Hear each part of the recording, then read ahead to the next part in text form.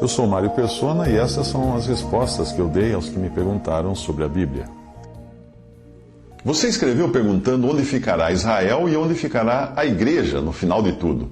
Mesmo que nós não queiramos admitir que exista um número determinado de dispensações ou maneiras de Deus tratar com o homem, é certo que nós encontramos certas características que são recorrentes na palavra de Deus, como se fosse um padrão. Você vai saber reconhecer que Deus sempre começa uma obra qualquer, daí Ele entrega essa responsabilidade dessa obra nas mãos dos homens, estes falham, e aí Deus intervém com juízo e libertação e traz algo novo. Desde o começo foi assim. Pense num gráfico onde a linha começa lá em cima. Depois ela vai descendo, descendo, descendo, cada vez mais acentuada, até chegar na base.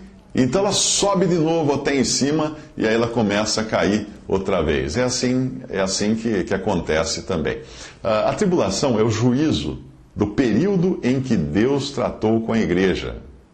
A tribulação, a grande tribulação, vem como um juízo desse período da igreja. Sim, a falsa igreja vai passar sim pela tribulação.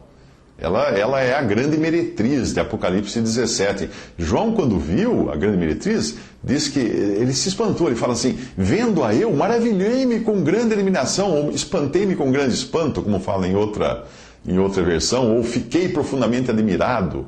Apocalipse 17, 6. Por que João se admirou? Provavelmente porque ele conhecia aquela mulher. E o que ele estava vendo agora era a expressão exterior da igreja, o testemunho que foi dado aos homens.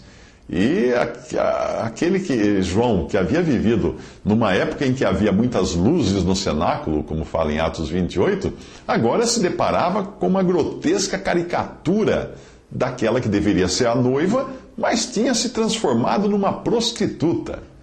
Apesar de eu ter insistido no fato de que a igreja sobe para estar com Cristo no capítulo 4, versículo 1, a sua expressão exterior de Apocalipse, né? Apocalipse 4, 1, a expressão exterior da igreja, que é a cristandade meramente professa, ela permanece na terra para receber o juízo. Esses não serão salvos, são apenas professos cristãos.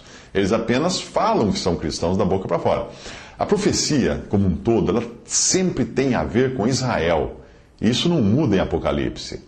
Todavia, Apocalipse é um livro escrito para cristãos também. Portanto, apesar de mostrar um pouco do remanescente judeu que passará pela grande tribulação, o enfoque nesse livro é colocado sobre a falsa igreja, que é a cristandade apóstata.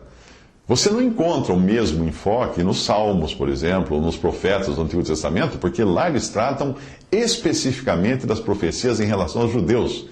Isso porque a igreja não era conhecida dos profetas do Antigo Testamento. Ela era um mistério guardado por Deus que só seria revelado ao apóstolo Paulo, depois que começou até o período da igreja, que ele começa em Atos 2, Paulo se converte um pouco mais adiante, e o Senhor Jesus revela a ele, então, a verdade do um corpo de Cristo, formado por judeus e gentios, formando a igreja, que é o período atual que nós vivemos. Eu não creio, como alguns creem, que o Papa seja a besta de Apocalipse, ou que o 666 seja algum código escrito no chapéu do Papa. Isso tudo é superstição, é bobagem. Eu acredito, sim, que a grande meretriz seja uma união da cristandade, obviamente encabeçada por Roma, sem dúvida quanto a isso, mas tendo poder religioso sobre o mundo, sobre inclusive os governantes do mundo. Mas esse poder que a cristandade terá sobre o mundo só vai durar um tempo. Nós vemos que essa mulher, que é esse poder religioso da cristandade, nós vemos que ela está montada sobre a besta, que é o poder político, então. Mas depois nós vemos a besta derrubando a mulher, destruindo a mulher, acabando com ela. Aí terminará o juízo da cristandade apóstata, da falsa noiva do Cordeiro. Em Apocalipse 18:7 fala: estou assentada como rainha, não sou viúva e não verei o pranto. Por que ela diz que não é viúva? Porque Cristo ressuscitou e ela acha que ela é a esposa de Cristo. Mas eu ainda não cheguei ao que você perguntou. Bom, vamos lá. Tudo começa de novo com o reino milenial de Cristo, quando Cristo volta para julgar as nações e estabelecer o seu reino aqui. Quando ele volta, ele traz consigo os salvos que já foram levados para o céu e já estão ressuscitados e transformados.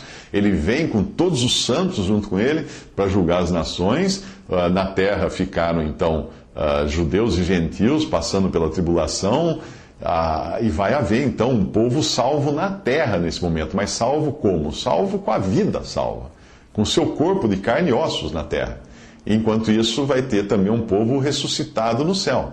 Lembre-se que esse povo que passou pela grande tribulação e vai entrar no reino milenial de Cristo na terra, não são pessoas ressuscitadas, não são pessoas transformadas, são pessoas com o mesmo corpo que viveram aqui na terra, esse corpo que nós temos hoje.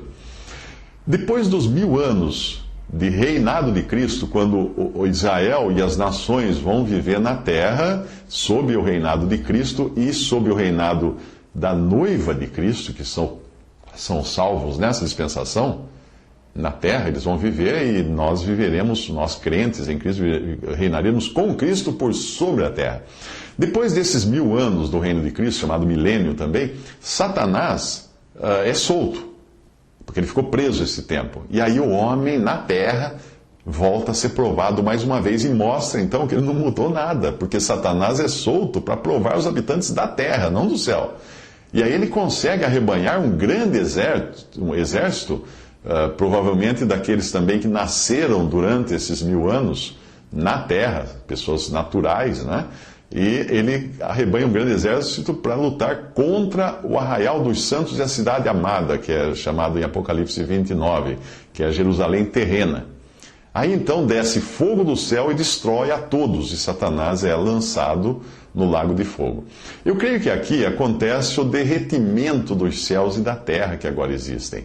Porque o Salmo 102, 25 a 26 fala assim: os céus são obras das tuas mãos, eles perecerão, mas tu permanecerás. E também Hebreus 1,12 fala: e como um manto os enrolarás os céus, como um vestido se mudarão. E o dia do Senhor, lembra de 2 Tessalonicenses, também fala dia do Senhor, virá como ladrão de noite, no qual os céus passarão com grande estrondo, e os elementos ardendo se desfarão, e a terra e as obras que nela há se queimarão. 2 Pedro 3,10. Bom, isso acontece depois dos 1000 anos de reinado de Cristo. E nesse momento terminará todo o império, toda a potestade e toda a força, e o Senhor entregará então o reino ao Pai. Em 1 Coríntios 15, 24 fala disso. Provavelmente aqui também se encaixe a segunda ressurreição, a ressurreição da condenação, que é no juízo final, João 5,29, a ressurreição dos ímpios, conforme fala Atos 24,15. E aí todos os que não foram salvos serão ressuscitados para serem julgados diante do grande trono branco. Os anjos caídos que ficaram em cadeias são tirados do abismo e julgados também. Em Isaías 24, 21 fala que naquele dia o Senhor visitará os exércitos do alto na altura, esses são os anjos, e os reis da terra sobre a terra, esses são os homens. Percebe? Tem uma divisão ali. A ordem dos eventos parece ser mais ou menos essa, mas nós não sabemos ao certo quanto aos detalhes, né? Nós ajudaremos a julgar os anjos, como fala em 1 Coríntios 6, 3. Agora vem a sua pergunta: onde ficará Israel e onde ficará a igreja no final? O Senhor criará novos céus e nova terra, onde habitará a justiça. Hoje a justiça sofre, nós não vemos justiça nesse mundo. No milênio, durante os 1000 anos de reinado de Cristo, a justiça reinará, porque haverá justiça a cada manhã. Quem praticar um pecado será morto na hora, toda manhã será morto. Mas no estado eterno, na eternidade, a justiça habitará. Então hoje ela sofre. Hoje ela não existe, né? Hoje ela sofre. No milênio ela reina. E no estado eterno ela habita. Eu não encontro judeus e igreja no estado eterno, embora exista uma divisão de céus e terra. Mas eu creio que eles estarão perfeitamente, essas duas coisas estarão perfeitamente associadas. A terra e céu serão tudo bem ligados. Deus estará habitando com os homens. Ali não existirá mais homem ou mulher, governo, ou dor, ou pranto, ou nações, nada disso. No milênio haverá nações, você lê que haverá nações no milênio, mas no estado eterno não vai ter nações, diferentes nações. Tudo será perfeito eternamente, não haverá mal de nenhuma espécie. Apocalipse 21, de 1 a 8, descreve esse tempo. Ele diz assim: é o século dos séculos que nós encontramos nas Escrituras. E aqui vai uma bomba. Eu creio que haverá mais pessoas salvas nesse estado eterno e salvas eternamente do que no lago de fogo. Como pode ser isso? Simples. Para que em tudo Cristo tenha a preeminência. Colossenses 1,18. Antes de você fazer qualquer juízo errado, né, julgar errado o que eu estou dizendo, pense nas miríades de crianças que foram salvas por Cristo quando morreram ainda crianças, ou aquelas que nem chegaram a nascer. Pense em todos os abortos. Essas crianças estão salvas por Cristo.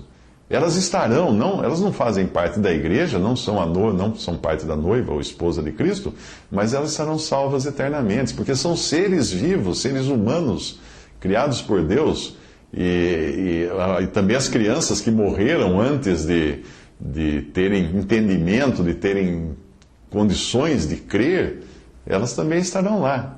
E Satanás não vai poder, no final, falar assim: eu levei mais gente para a perdição do que Cristo para a salvação. Não, pelo contrário. Cristo terá a preeminência, o primeiro lugar em tudo, inclusive no número dos salvos. Então, todas as crianças, os fetos, os abortos estarão também na eternidade com Cristo. E comigo e com você, se você crê em Jesus como seu Salvador.